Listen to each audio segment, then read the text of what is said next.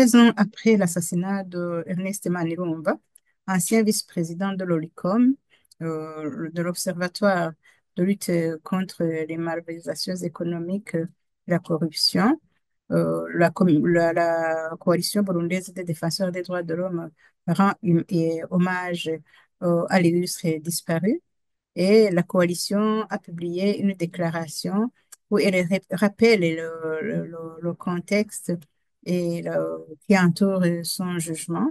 Et la coalition déplore que depuis son assassinat, le gouvernement du Burundi n'a pas pu faire la lumière sur les mobiles, mais aussi les auteurs de son assassinat.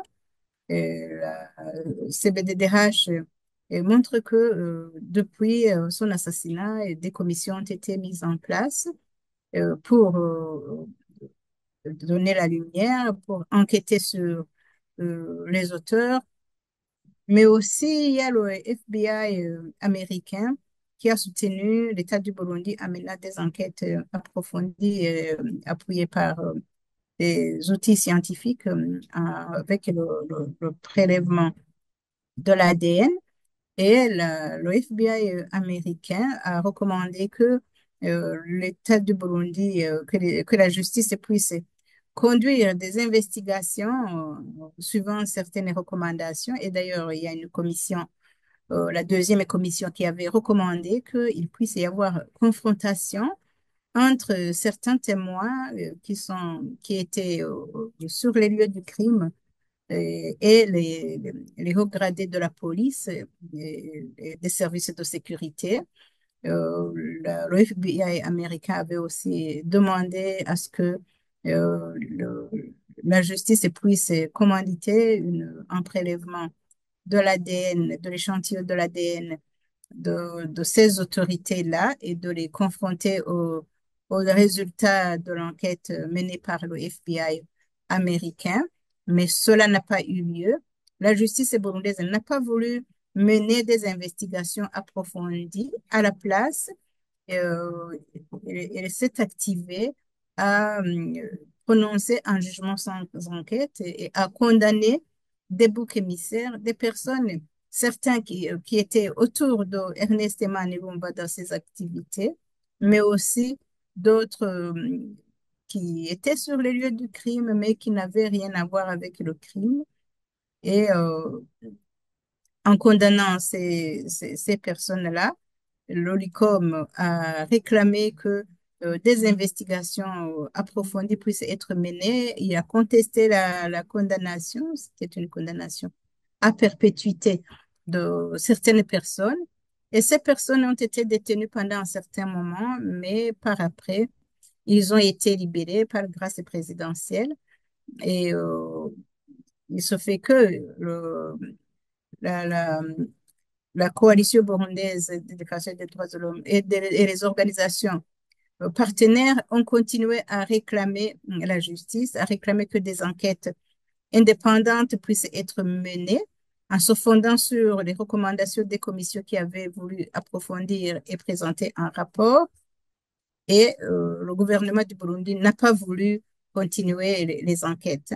Et depuis 2013, même son organisation, Olicom, a interjeté appel en demandant de refaire les enquêtes et en précisant que les personnes condamnées sont des boucs émissaires, mais la justice burundaise n'a pas voulu poursuivre l'affaire et ils ont dit que l'affaire a été jugée, a été classée sans suite et que même les condamnés ont été libérés, d'autres ont été graciés par une décision politique. Et en poursuivant toujours notre appel pour la justice, nous avons constaté que le dossier de Ernest Manilumba a disparu depuis 2022. Il est introuvable dans toutes les juridictions. On ne peut plus trouver le dossier Manilumba. Alors, ce que nous avons avec notre déclaration d'aujourd'hui, comme on doit le faire chaque année, nous avons demandé au gouvernement du Burundi de réouvrir le dossier, de mener des enquêtes, de tenir compte des différentes recommandations permettant d'atteindre les, les commanditaires et les auteurs de l'assassinat. Mais c'est de cette manière-là qu'ils pourront euh, connaître la vérité, mais aussi juger et donner justice à Ernest Manilova.